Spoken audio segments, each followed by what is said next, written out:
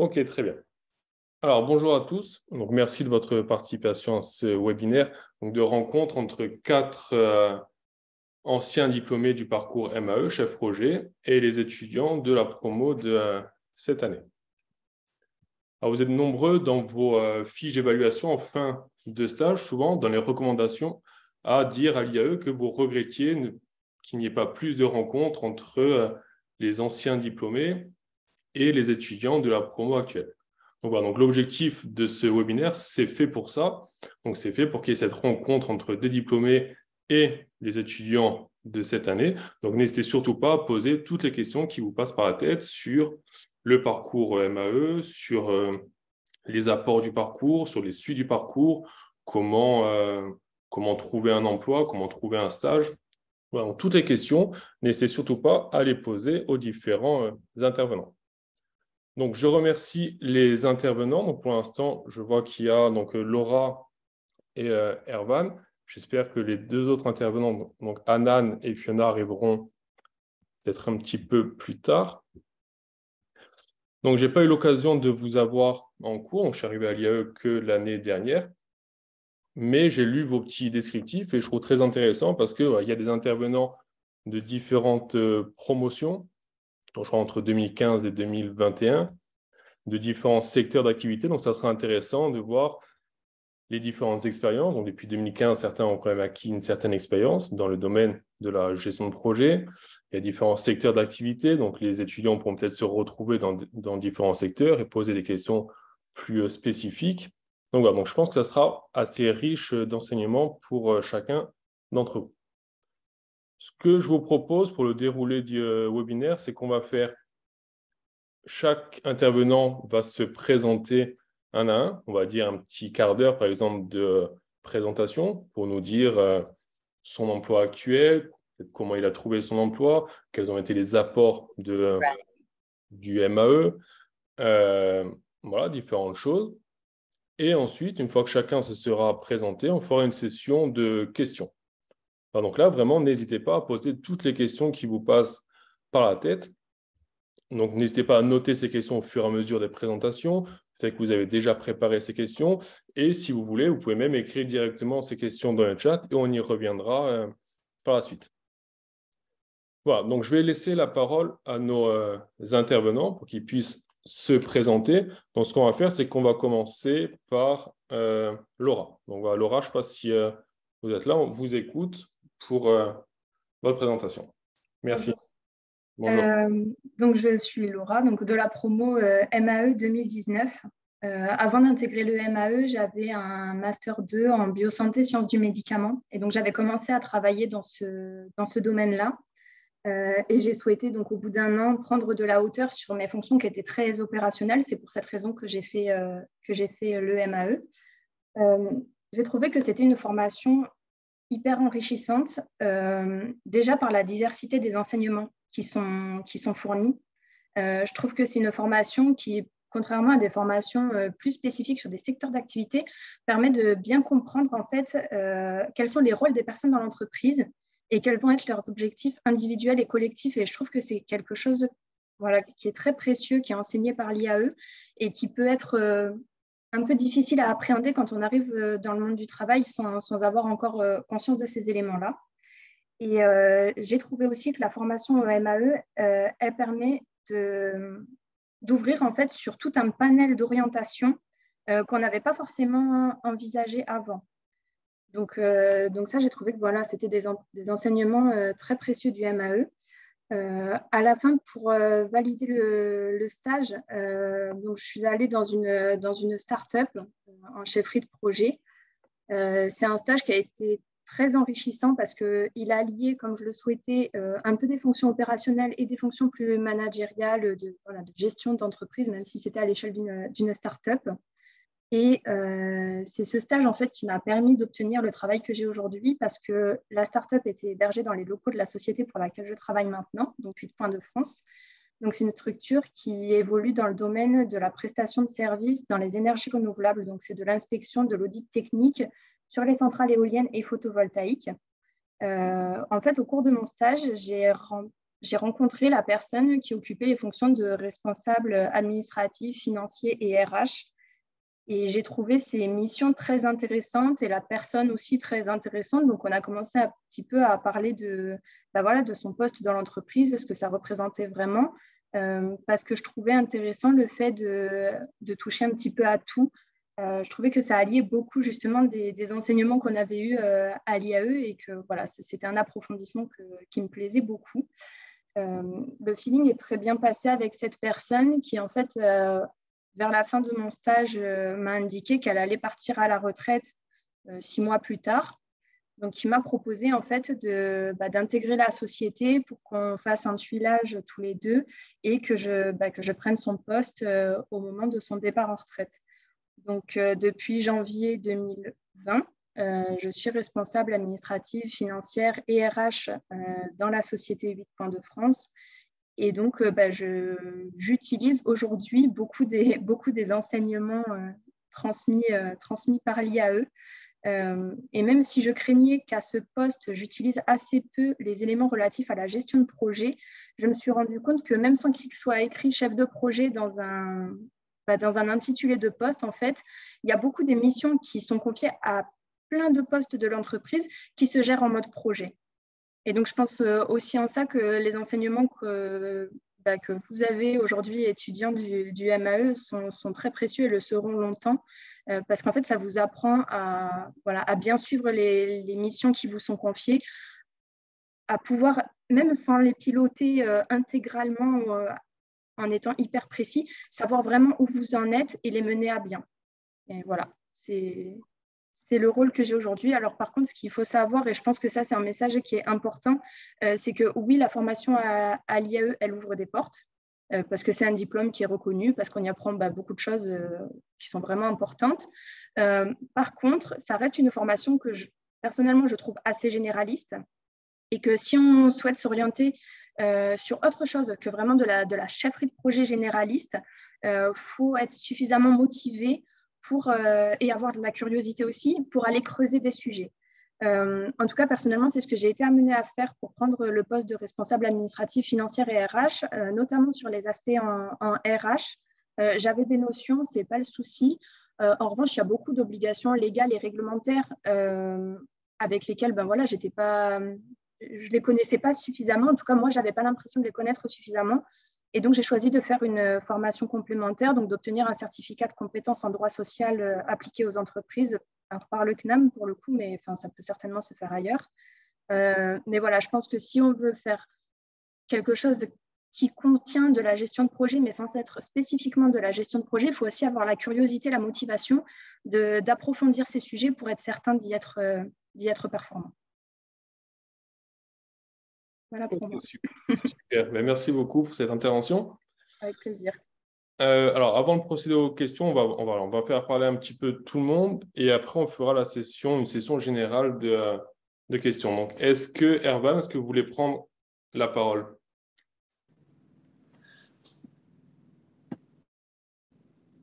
Oui, bonjour à tous. Je ne sais pas si vous m'entendez bien. Parfait.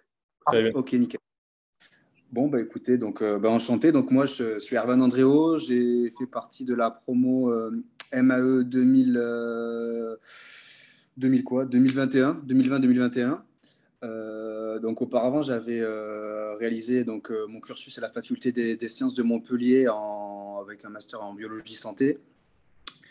Et justement, je ne voulais pas continuer dans le domaine de la recherche fondamentale. Et donc, j'ai décidé d'élargir un petit peu mon champ de compétences. Et donc, j'ai intégré le MAE qui, comme Laura, je trouvais hyper enrichissant parce que c'était vraiment un domaine, en sortant de sciences fondamentales, tout nouveau pour moi. Donc, j'ai appris plein de choses. Et donc, du coup, l'année est passée super vite et je me suis régalé. Et par contre, je me suis vraiment posé la question, qu'est-ce que j'allais faire à la suite de ce master-là. Et par chance, je suis tombé sur un super stage pour valider le master que vous allez faire vous aussi. Donc, j'ai fait ce stage dans une petite start-up, à peine 10 personnes à Montpellier. Voilà, parce que moi, j'ai sauté une étape. Je voulais vraiment allier le domaine santé sur lequel je m'étais régalé mes années précédentes avec le domaine chefferie de projet. Et donc vraiment, je ne savais pas vraiment vers où me tourner, tout ça. Et puis en fait, l'IAE faisait remonter des offres de stage qui leur étaient partagées ou qu'elles trouvaient, je ne sais plus. Par Mode Serra d'ailleurs. Et donc, j'ai intégré cette petite start-up de e-santé qui était spécialisée dans l'innovation médicale et la digitalisation des informations de santé, durant lequel vraiment je me suis épanoui, vraiment je me suis régalé, c'était vraiment top. Et donc j'ai voulu par la suite continuer donc, dans le domaine de la e-santé. Je trouvais que ça alliait bien ce côté santé, background, avec le bon background scientifique et le côté chefferie de projet qui venait complémenter ça. Donc, j'étais assistant chef de projet donc, chez QMED Innov. Et par la suite, j'ai voulu continuer du coup, sur cette ligne, cette ligne directrice. Et j'ai intégré donc, récemment, enfin, en mars 2022, le GCS SARA. Donc, c'est un groupement sanitaire qui travaille donc, dans le domaine de la e-santé. Et donc, moi, je suis chargé de mission pour 2 outils numériques en santé. Donc, voilà, c'est vraiment donc, des missions où il va y avoir donc, la phase de... C'est vraiment de l'accompagnement, du déploiement, de la formation des utilisateurs. Donc, moi, je suis vraiment en contact avec des médecins, des cadres supérieurs de santé, des... comment dire, oui, des médecins, oui, c'est ça. Et donc, du coup, c'est vraiment ce que je cherchais. Donc, j'ai mis du temps parce que j'ai fini le cursus, j'ai fini mon master en août et dès ma fin de master, dès la fin de stage, je suis rentré en recherche d'emploi. Donc, j'ai mis quand même 6 mois, il me semble, à trouver donc, ce boulot. Et parce que je voulais vraiment rester dans ce domaine-là.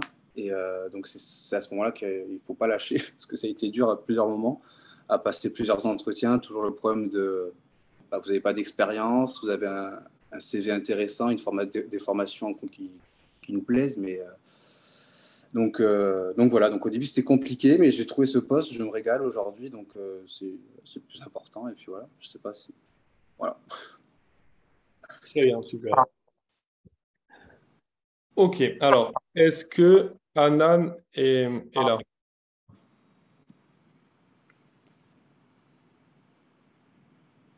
Bon. Est-ce que Fiona est là? Oui, Ah, super. Parfait. Donc, je n'ai pas eu l'occasion de vous remercier pour votre participation en début du webinaire. Donc, on vous écoute, on va poser une petite présentation et après, on fera une session de questions. très bien.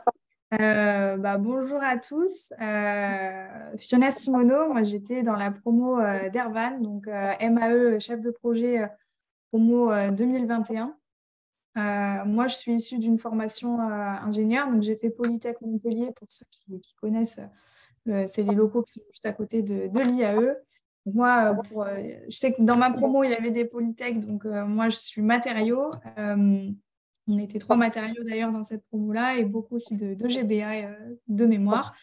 Moi, j'ai fait le choix de faire la formation IAE à la fin de mon diplôme d'ingénieur parce qu'on était dans cette période Covid où c'était pas évident de trouver un emploi. Je n'étais pas tout à fait prête à quitter les bancs de l'école et je me disais que c'était l'occasion d'avoir une formation où on pouvait approfondir certaines tâches qu'on a l'occasion de survoler en école d'ingénieur et peut-être à la faculté, comme la communication, la gestion de réunion, la gestion de projet, les diagrammes de Gantt, etc. Mais qu'on est tellement submergé par toutes les autres matières principales qu'on a tendance parfois, en tout cas pour ma part, j'avais tendance à délaisser. C'est vrai que l'IAE, comme ils ont fait ce focus là-dessus, ça permet, en tout cas en ayant une formation scientifique, de pouvoir acquérir des compétences diverses. Moi, le marketing, je n'en avais jamais entendu parler avant de mettre les pieds à l'IAE, enfin, en tout cas, vraiment rentrer dans le détail. Donc, toutes ces choses-là qui permettent dans la vie d'entreprise, même si aujourd'hui, je ne fais pas de marketing, c'est des choses qui parlent et ça permet aussi de mettre en lumière tout ce qu'il est possible de faire en tant que chef de projet. Donc, et également aussi, autre point positif du MAE, c'est que comme vous êtes titulaire déjà d'un diplôme, on est tous titulaires d'un bac plus 5 quand on intègre l'IAE, on a en tout cas, nous, on avait la possibilité à l'école de faire les 6 mois en entreprise, soit sous format de stage, soit sous format déjà en tant que salarié. Alors, c'est pas évident hein, de trouver un poste direct. Souvent, on nous propose plutôt des stages. Et ne soyez pas déçus de faire un stage parce que c'est une expérience professionnelle en plus et que souvent, quand on sort d'école, ceux qui nous contactent, c'est les boîtes de prestat. Alors c'est très bien. Après, voilà, d'être en stage permet d'être directement dans la structure, d'être intégré. Ça vous permet aussi voilà, d'être plus facilement intégré avec vos collègues. Voilà, ça ne vous jette pas dans le bain direct. Et on est beaucoup à avoir été embauchés à l'issue de notre stage, et ça a été mon cas. Donc moi, j'ai fait mon stage MAE chez Total Energy, la branche Renouvelable France, petite PME locale, Total Energy. Et alors, je ne savais même pas que Total faisait du renouvelable avant de découvrir ça. Et en fait, moi, j'ai trouvé mon stage via le réseau des anciens, donc les anciens Polytech. Par contre, désolée pour l'IAE. Mais je suppose qu'il y a tous les réseaux d'anciens qui fonctionnent. Et en fait, ce qui est important, c'est là où je rejoins aussi Laura qui a fait une présentation tout à l'heure, c'est que en fait, vous avez une formation peut-être technique d'un côté, mais grâce à l'IAE, vous élargissez votre champ de compétences. Et moi, je travaille aujourd'hui dans les énergies renouvelables, alors que j'ai un diplôme qui me prédestinait plutôt à être dans la pétrochimie. Et en fait, grâce au MAE, je gère un projet, mais que ce soit dans la pétrochimie, dans les énergies renouvelables ou demain, ouvrir une boîte de boîte à pizza, par exemple, eh ben, vous avez les capacités pour le faire. Et ça, c'est grâce notamment à certaines matières qu'on peut acquérir à l'IAE. Donc, voilà, pour mon parcours, moi, j'ai été embauchée. En fait, ils m'ont fait une proposition d'embauche au bout de 4 mois de stage que j'ai accepté. Je suis du coup basée à Montpellier depuis bientôt 2 ans. Je suis en poste et je gère des projets photovoltaïques et éoliens. Donc, comme disait Laura aussi, ça nécessite aussi un petit peu de curiosité pour s'intéresser à des domaines de compétences qui n'étaient pas les miens de prime abord. Mais ça démontre aussi les capacités d'adaptation qu'on peut avoir. Je pense qu'en ayant fait ce master d'IAE, je pense qu'on on est tous un petit peu aptes à ça. Et un point important, parce que pour moi, l'objectif un peu de ce webinaire, c'était de vous parler des débouchés en fin de master et d'IAE. C'est pour trouver votre stage, n'hésitez pas à participer à tout ce qui est forum. Donc, moi, à l'époque, c'était en ligne. Je sais que maintenant, il y en a beaucoup en présentiel, que ce soit dans les écoles, en ville, même des forums professionnels. Pour ceux qui veulent rester dans les énergies renouvelables, on a Energaia en décembre où vous avez beaucoup d'entreprises. Donc, vous avez des développeurs de projets comme Total Energy, mais tous mes confrères concurrents. Mais vous avez aussi tous les fabricants, vous avez de la PME à la multinationale. Donc, n'hésitez pas à aller rencontrer les entreprises lors de ces forums-là, de poser des questions, de vous assurer que le cœur des métiers est bien celui qui vous intéresse pour trouver le stage qui vous plaît. Parce qu'après, une fois qu'on est rentré dans un domaine et qu'on s'est un peu spécialisé, c'est toujours possible d'en sortir, mais c'est parfois un peu plus compliqué. Donc, n'hésitez pas à poser des questions. Et même aux anciens élèves, en général, on est plutôt content de répondre à vos questions. Donc, n'hésitez pas. C'est bon pour moi. Ok, super, merci. Alors, je redemande quand même si Anna n'est toujours pas arrivée. Bon, mais c'est pas grave. Alors, donc merci pour vos différentes présentations. Maintenant, je vais laisser la parole aux étudiants qui souhaiteraient éventuellement vous poser des questions. Donc, allez-y, n'hésitez surtout pas à prendre la parole pour poser des questions. Voilà, ils sont là pour ça, ils sont là pour vous répondre et pour vous informer sur le master, sur les suites, sur la recherche de stage. Donc, n'hésitez pas à poser toutes les questions qui vous passent par la tête. Alors, est-ce que quelqu'un veut prendre la parole? Oui, pardon, moi j'avais une question. Je vous écoute. Moi, c'était par rapport à mon master scientifique. Quand j'étais en entretien, j'avais du mal à mettre en avant mon master scientifique parce que des fois, les offres de stage, elles répondaient pas trop. Enfin, elles étaient différentes de mon domaine de prédilection. Vous, comment vous aviez fait, par exemple, pour mettre en avant justement votre master que vous avez eu avant celui du master MAE? Je sais pas si Moi, c'était clair. ouais, moi, c'est clair. C'est une bonne question parce qu'on me l'a posé plein de fois aussi en entretien. Moi, j'essayais surtout de valoriser le fait d'avoir la double compétence. Alors, je ne sais pas ce que tu as fait en premier master, mais moi, voilà, je mettais vraiment en avant la double compétence et le fait que je voulais avoir dans le boulot le côté chefferie de projet, mais en gardant ce domaine, moi, donc c'était la biologie santé, donc en gardant ce domaine de santé. Et plus généralement, voilà, il le comprenait facilement. Je crois que c'est propre à Merci chacun beaucoup. de, de choisir un secteur dans lequel il va faire chef de projet qui peut être totalement différent du secteur dans lequel il a fait son premier master. Donc ici, on a différents exemples. Aval, par exemple, a fait donc, chef de projet dans le secteur de prédilection, mais voilà, ce n'est pas le cas de tout le monde. Voilà, Fiona nous disait qu'il voilà, y avait d'autres compétences, qu'elle avait acquis d'autres compétences et fait la chef de projet dans d'autres secteurs par la suite. Donc voilà, pour les questions, parce qu'on a déjà eu ces questions en cours lors de la réunion, vous n'êtes pas obligé d'aller dans un secteur, dans votre secteur d'activité, dans votre secteur dans lequel vous avez fait votre premier master, mais vous pouvez très bien essayer d'aller dans d'autres secteurs si vous en avez envie. Voilà, donc ça nécessitera forcément une montée en compétences, forcément de la motivation, forcément de la recherche de votre part pour acquérir des compétences que vous n'avez pas, mais c'est tout à fait possible. Voilà, je ne sais pas si, par exemple, Fiona, si vous pouvez rapidement nous dire un mot sur ce que ça a nécessité d'aller dans un secteur qui n'était pas forcément votre secteur. Alors, pour ma part, en entretien, moi, pour mettre en avant le secteur qui n'était pas le mien, je pense qu'on peut toujours plus ou moins faire un petit lien avec ce qu'on a appris.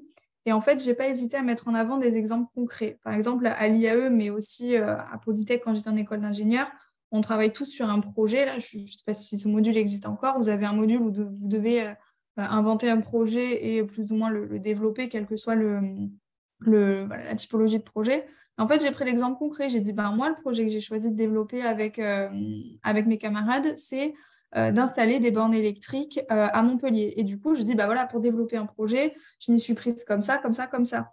Et en fait, même si c'était peut-être pas le projet que j'ai fait à l'école, c'est peut-être pas tout à fait ce que je vais faire en stage, etc., ça montre à la personne que j'ai en face de moi que je sais m'adapter, que je sais développer un projet et que quel que soit le projet, j'ai les outils, j'ai le bagage pour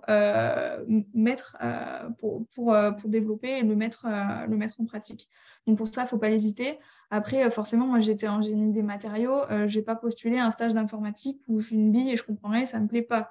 Donc si toi, le stage où tu as postulé, il y a forcément quelque chose qui t'a attiré, qui t'a plu, tu n'as pas postulé juste parce que, enfin j'espère que ce n'est pas juste parce que tu trouves rien pour février. Montre ce qui te plaît, mets des exemples concrets, en avant ce que tu sais faire, même si c'est dans la vie un peu scolaire ou personnelle. Nous, on a recruté un stagiaire. Chez lui, sur ce terrain, il avait tenté de développer lui-même un projet. Alors que son domaine de compétences, à la base, ce n'était pas du tout le cas. Et enfin, c'était pas du tout lié à ça. Et c'est ça qui nous a plu et qui nous a amené à le recruter et à ce qu'il développe d'autres projets avec nous, quoi. Très bien, Merci beaucoup. Ouais, donc ce qui est vraiment important, c'est de mettre en avant cette double compétence entre vos acquis de votre précédent master et vos acquis donc, grâce au master MAE. Donc de montrer que vous pouvez très bien exploiter la gestion de projet dans tout secteur d'activité en présentant des exemples concrets. Est-ce qu'il y a d'autres questions?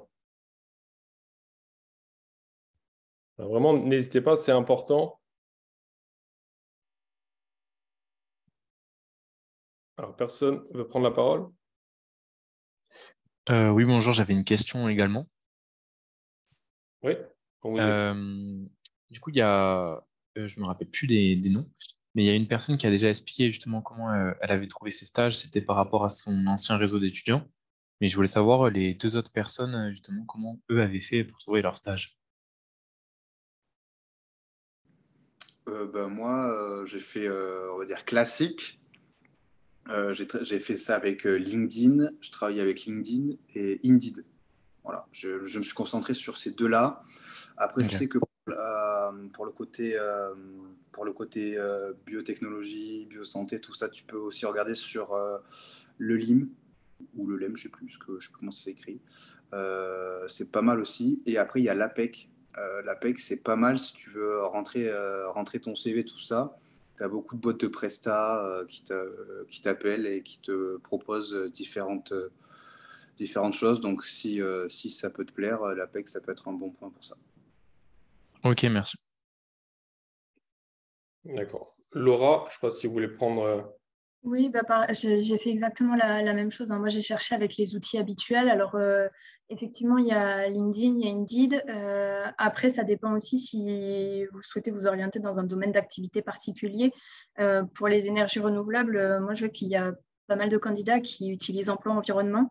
Donc, peut-être que ça vous permet aussi de cibler déjà le domaine sur lequel vous voulez vous orienter. Et Hello Work fonctionne pas mal non plus. Très bien. Ok, merci beaucoup. Alors, est-ce qu'il y a d'autres questions? Alors, vraiment, c'est important. N'hésitez pas à poser des questions. Oui, j'ai une question, s'il vous plaît. Oui. C'était plus par rapport à vos débuts dans vos entreprises respectives. Quelles ont été les principales difficultés ou contraintes que vous avez rencontrées au début? Alors, je ne sais pas qui veut prendre la parole. Moi, je peux si vous voulez. Oui. Alors, les principales difficultés, alors non, me concernant, je passais du coup derrière quelqu'un qui avait un gros bagage professionnel, puisque c'est quelqu'un qui passe à la retraite. Donc, je me mettais beaucoup de pression. En fait, j'avais pas trop confiance en moi parce que je trouvais que c'était un poste avec beaucoup de responsabilités directement à la sortie de l'école. Ça a été la principale difficulté. Et du coup, j'ai trouvé deux moyens pour pallier à ça. Donc, la formation complémentaire dont j'ai parlé tout à l'heure, pour justement m'assurer quand même d'avoir des bases suffisamment solides pour ne pas faire de bêtises, en fait, simplement. N'hésitez pas, en fait, il ne faut pas partir du principe que vous saurez tout faire. Vous allez continuer à apprendre, mais bien longtemps après avoir terminé le MAE. Et en fait, il ne faut pas du tout avoir peur de ça. Au contraire, je pense que aussi ça fait partie de ce qui est stimulant dans le travail aujourd'hui. La deuxième chose, c'est que oui, il faut rester humble, mais aussi il faut se faire confiance. Ne pas avoir toutes les réponses, toutes les certitudes du monde. En soi, c'est pas grave et c'est plutôt bien de rechallenger ce que vous pensez à un moment donné, vous assurer que oui, en fait, vous ne dites pas des bêtises, que votre veille, elle est à jour. Voilà, je pense que les principales difficultés, personnellement, que j'ai rencontrées, c'est montrer qu'on pouvait me faire confiance et me montrer à moi-même aussi que je pouvais me faire confiance et y arriver, quoi. Très bien. D'accord, merci. Erwan, je ne sais pas si vous avez rencontré des difficultés. Ouais, alors moi, la principale difficulté, donc comme je cherchais quelque chose d'assez spécifique, donc vraiment le domaine de la e-santé, donc c'est pas un grand domaine, il y a du boulot, mais c'est compliqué pareil, quand on commence avec peu d'expérience, tout ça. Donc moi, je suis montpelliérain de base et donc le plus dur, ça a été de partir. Comme voilà, je voulais vraiment faire ça, je me suis dit, bon, bah allez, je pars, quitte à essayer à revenir, de revenir un peu plus tard après différentes expériences. Donc le plus dur, voilà, c'est de savoir si tu sais vraiment ce que tu veux faire, je pense, de ne pas se fermer de porte et surtout pas la porte de la distance parce que souvent on te la posera en entretien et là il faut que tu puisses répondre sûr de toi que non, la distance ça te fait pas spécialement peur et que tu es prêt justement à t'ouvrir, à t'engager. Voilà. Et ça, ils aiment bien. Voilà. Genre, c'est bien aimé. Voilà. Très bien. Fiona, Merci. est-ce que vous avez quelque chose à ajouter, Fiona? Hum, Je dirais que moi, les deux difficultés auxquelles j'ai été confrontée, c'est la première, l'apprentissage du métier et en fait, de toutes les subtilités qui en découlaient que je ne maîtrisais pas parce que je ne les avais pas apprises au cours de ma formation. Mais c'est aussi pour ça que j'étais en stage et j'ai eu la chance du coup d'être accompagnée par un chef de projet senior qui a permis de me faire monter en compétence sur le métier.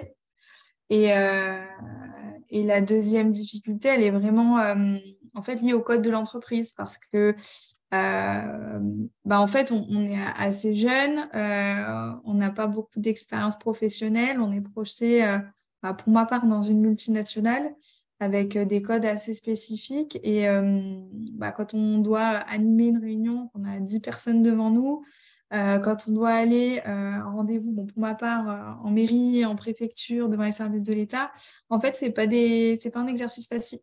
C'est pas quelque chose qu'on nous apprend à l'école. Bien rédiger un mail, bien trier ces mails, parce que quand on arrive en entreprise, on en reçoit des dizaines et des centaines, en tout cas pour ma part. En fait, ça fait partie des choses auxquelles on ne s'attend pas. Et en fait, petit à petit, on s'y fait. Et le stage est là aussi, on a un tuteur qui nous montre un petit peu les codes. Mais c'est vrai que c'est pas évident quand on arrive de se faire au code d'entreprise, quoi. Très bien, merci. Alors, est-ce qu'il y a d'autres questions? Oui, du coup, j'avais une question. Bonjour à tous. Sur l'anglais, est-ce que vous en avez besoin actuellement ou est-ce que vous en avez eu besoin pendant vos stages?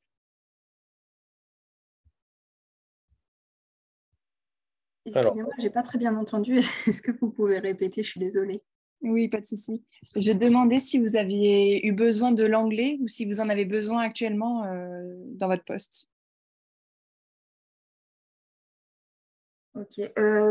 Personnellement, oui. J'en ai. Bon, ça fait partie maintenant beaucoup des prérequis qui sont indiqués dès les offres de stage ou d'emploi d'ailleurs.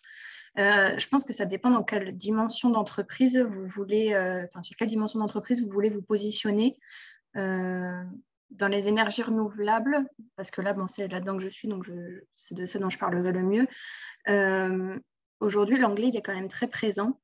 Notamment, nous, la structure, elle a été montée initialement par un groupe allemand. Donc l'anglais, il fait partie intégrante du poste pour communiquer avec les différentes filiales qu'il y a un peu partout dans le monde. Mais oui, l'anglais est important et surtout si on est dans une société qui s'inscrit dans un groupe ou en tout cas qui a des volontés de croissance à l'international. Très bien. Erwan, Fiona, je ne sais pas si vous avez un petit mot à dire sur l'anglais.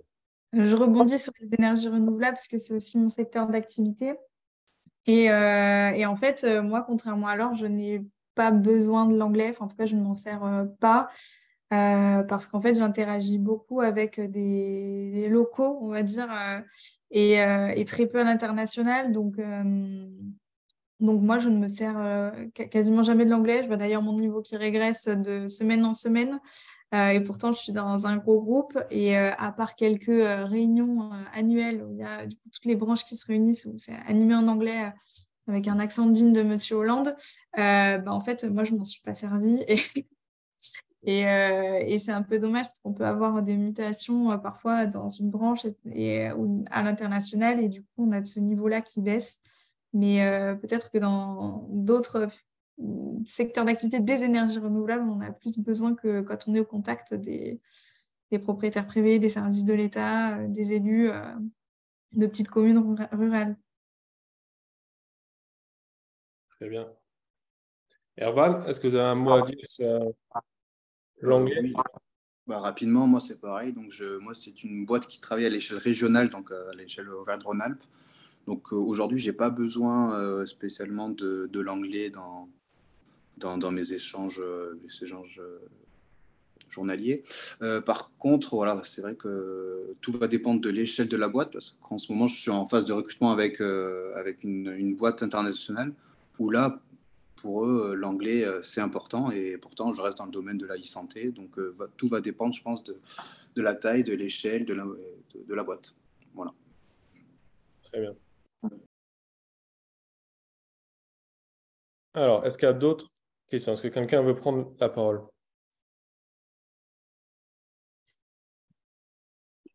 Oui, j'avais une autre question. Oui, on vous écoute. Est-ce que quand vous avez commencé du coup votre travail au sein des entreprises, vous avez senti certaines grosses lacunes, par exemple un logiciel que vous ne connaissez pas ou un domaine que vous ne connaissez pas non plus? Et comment vous avez pu justement, est-ce que l'entreprise a proposé certaines formations et combien de temps vous avez pu mettre pour combler ces lacunes?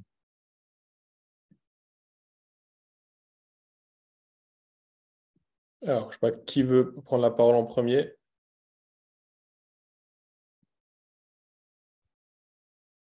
Alors, Moi, je oui, peux la prendre. allez. Donc moi, voilà, je suis arrivé dans le secteur de la santé, donc il a fallu d'abord que j'apprenne un peu toute la hiérarchie, je suis pas arrivé, la hiérarchie du domaine sanitaire, du domaine médico-social. Donc ça a été relativement rapide, mais c'est vrai que d'être lancé dans un secteur d'activité qu'on ne connaît pas, ça peut toujours faire peur. Après, il ne faut pas avoir peur au début de poser des questions. De toute manière, on est généralement accompagné. Comme tu dis, dans certains cas, il peut y avoir des formations au début. Je sais que moi, il y avait des formations qui étaient proposées de 2 semaines intensives au début. Moi, c'est vrai que j'ai pris le pari de pas la faire, celle-ci, et plutôt de suivre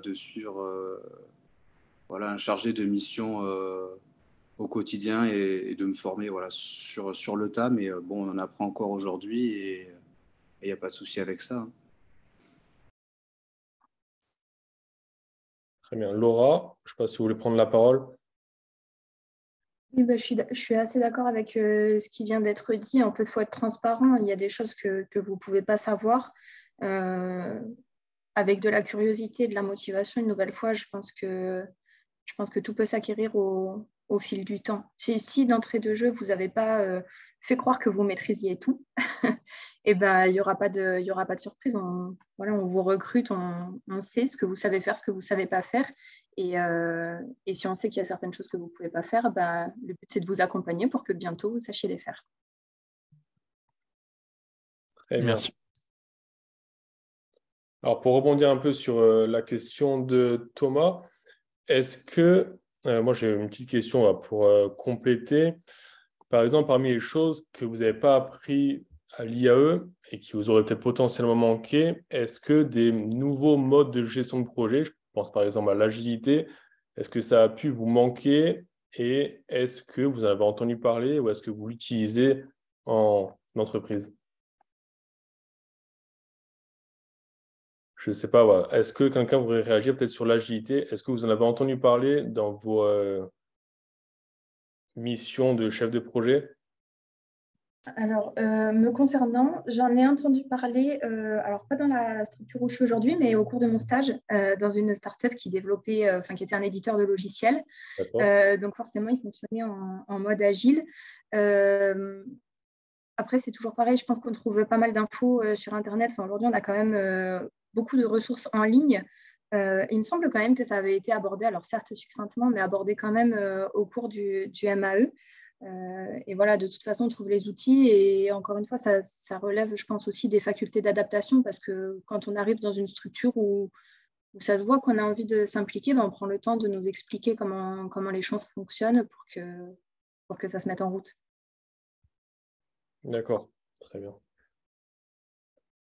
Et concernant les outils, par exemple, outre les outils spécifiques, vous utilisez tous certainement les outils internes à l'entreprise, est-ce que vous avez des outils des formations sur des outils qui vous ont peut-être manqué, comme, je ne sais pas, on va dire MS Project ou Trello, Jira, Confluence, voilà, enfin, ces nouveaux outils dont vous n'avez peut-être pas été beaucoup formé à l'IAE et qui auraient pu vous manquer ou qui auraient pu vous apporter quelque chose durant vos entretiens?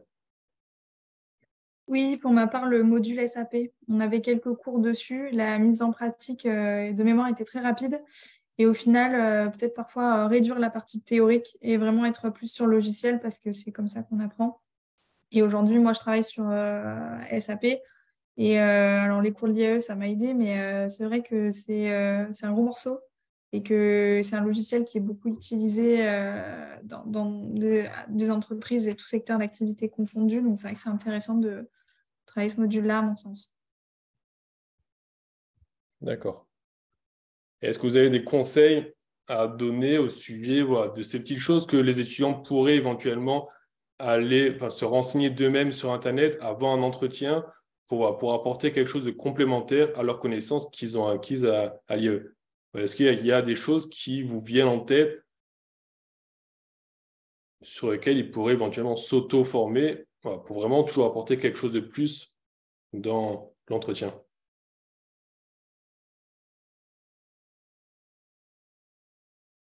Des choses qui éventuellement vous aurez manqué. Je ne sais pas si quelqu'un veut réagir là-dessus. Oui.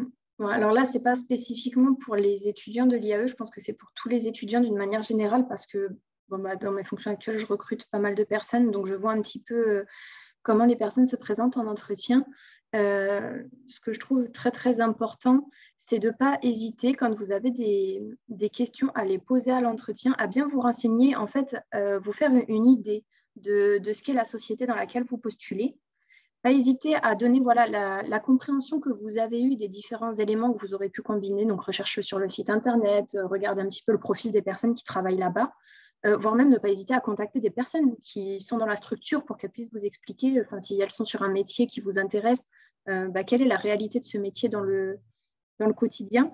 Et quand dans une offre, justement, on vous dit que vous allez utiliser des outils dont peut-être vous n'avez jamais entendu parler ou sur lesquels vous n'êtes pas forcément à l'aise, il y a beaucoup de démonstrations qu'on peut avoir en ligne gratuitement. Alors ça nécessite, oui, de prendre un petit peu de temps, mais vous avez la possibilité quand même lors des entretiens, plutôt que de dire je ne connais pas cet outil, je ne sais pas comment il fonctionne, de dire voilà, effectivement, j'ai jamais eu l'occasion d'utiliser cet outil. Par contre, je me suis renseignée, j'ai compris qu'avec, on peut faire ça, ça et ça.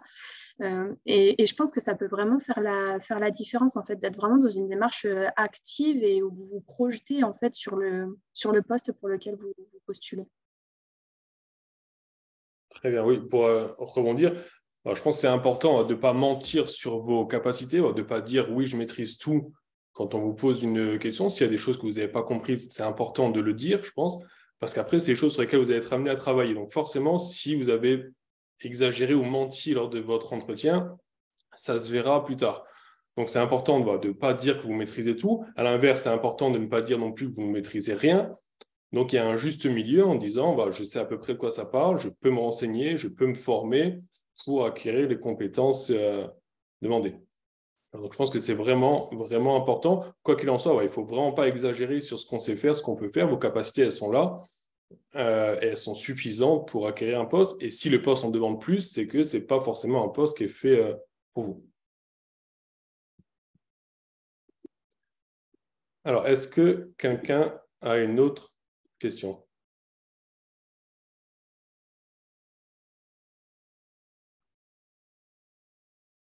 Oui, j'ai une question pour Monsieur Dossa. Tout à Oui. l'heure, vous avez parlé de l'agilité.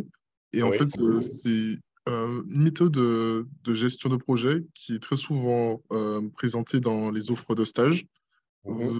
Est-ce qu'on va, comment dire, aborder cette méthode dans la formation? Et si ce n'est pas le cas, quelle autre méthode va-t-on voir?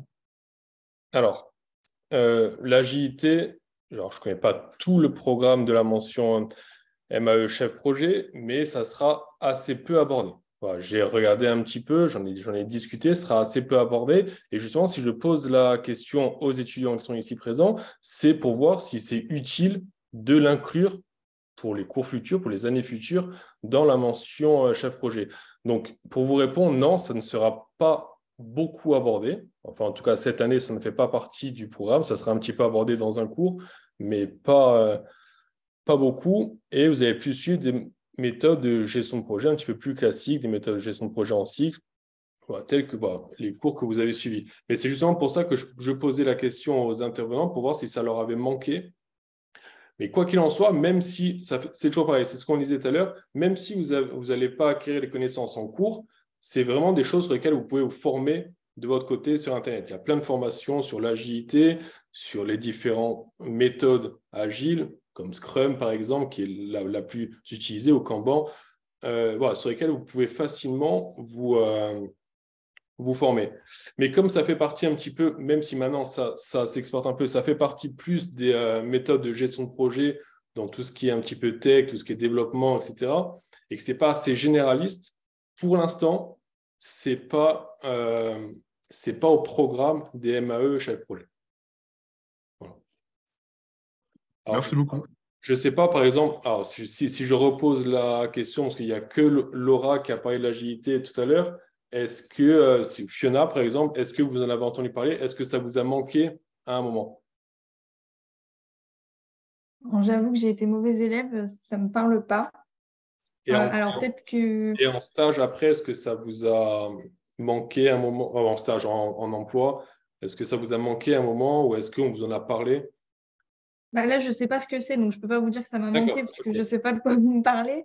Peut-être que c'est des outils que j'utilise sans savoir que ça rentre dans le cadre de la méthode agile, parce que bon, Kanban, ça me parle, j'en ai déjà fait, mais je suppose qu'il y a tout un panel d'outils qui rentrent en compte. Donc là-dessus, j'avoue que je ne pourrais pas vraiment vous répondre parce que je ne m'en suis pas servie. Désolée. D'accord, pas de souci. En fait, l'agilité, c'est une méthode de gestion de projet beaucoup plus souple que ce qu'on a connu, avec moins de documents, moins d'attentes avant de rédiger un projet. Il n'y a pas cette notion de charte projet, il n'y a pas cette notion de chef de projet. C'est des petites équipes, des petites réunions, et on vient travailler comme ça sur des petites briques du projet. Voilà, on vient faire des réunions qui sont beaucoup plus souples, qui sont beaucoup plus cool avec une petite équipe projet pour faire avancer comme ça le projet par petits pas. Voilà. C'est plus ça, l'agilité. C'est des méthodes de gestion de projet qui sont assez courantes aujourd'hui dans tout ce qui est développement logiciel, par exemple, parce que les développeurs viennent prendre une brique de développement logiciel pour développer que cette brique, et à la fin, tout le monde met ces différentes briques en accord pour créer le logiciel intégral.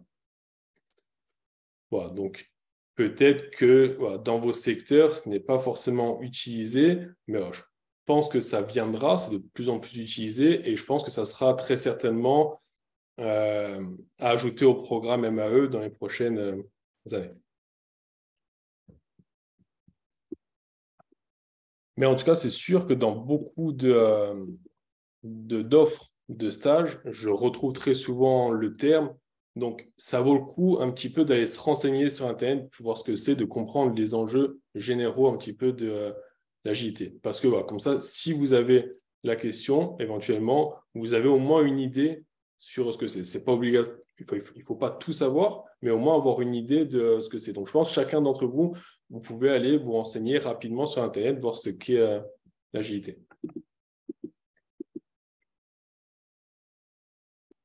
Est-ce qu'il y a d'autres questions?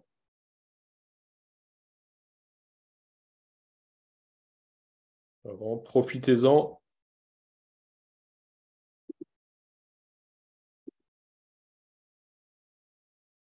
Est-ce que, alors, je pose une dernière question. Laura, par exemple, qui s'occupe du recrutement, enfin, qui nous a dit s'occuper un petit peu du recrutement, est-ce que vous avez des conseils à apporter pour les étudiants qui ont des entretiens sur un petit peu tout l'aspect général d'un entretien?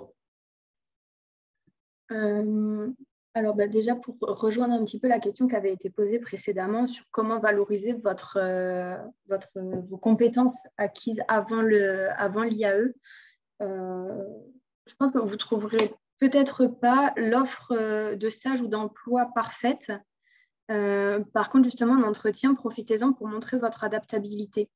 Vous avez fait une première formation, là vous faites une autre formation qui a priori n'est pas tout à fait orientée vers les mêmes objectifs. Je pense que ça montre d'une part que vous êtes capable de remettre en question les décisions que vous avez prises il y a 6 ans en vous orientant sur un premier master, et d'autre part que vous êtes capable de vous adapter et d'être compétent, performant sur plusieurs types de missions en fait, qu'on peut avoir à vous confier, qui soient plus opérationnelles ou plus relatives à la gestion de projet. Ensuite, oui, bah, c'est toujours, voilà, le temps pour préparer un entretien, il est quand même important. Ça peut arriver qu'on ait 5, 6, 7 entretiens à prévoir qui sont prévus dans la semaine. Je pense qu'il faut quand même prendre le temps de correctement les préparer parce que sinon, ça peut être des entretiens qui n'aboutissent à rien. Les entreprises, en général, quand elles cherchent un stagiaire ou un junior sur un poste, elles savent qu'il va y avoir des choses à apprendre à ces personnes et qu'elles ne sont pas encore en mesure de faire ce que fait un senior, et c'est normal. Faut pas le craindre, en fait. Et parfois, oser quand même si on dit, là, on recherche un CDD ou un CDI junior, n'hésitez pas à proposer votre candidature en stage. Parce que l'employeur aussi s'est peut-être fait une idée d'un poste de fonction qu'il voudrait donner au candidat parfait qui, sachant-le, n'existe pas. Donc, osez aussi peut-être candidater à des offres qui ne sont pas forcément marquées stage ou premier emploi. Parfois, justement, vous avez, grâce à votre bagage antérieur, les capacités de mieux répondre que quelqu'un qui sort de juste la formation et qui n'a pas ce module complémentaire grâce à l'IAE. Je pense que ça peut jouer. Ok, très bien. Alors, plus personne?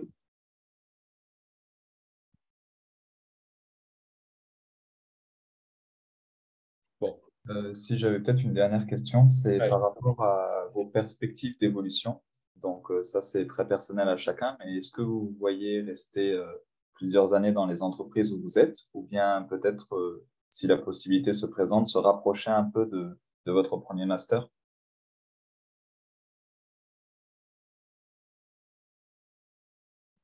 Alors, qui veut prendre la parole?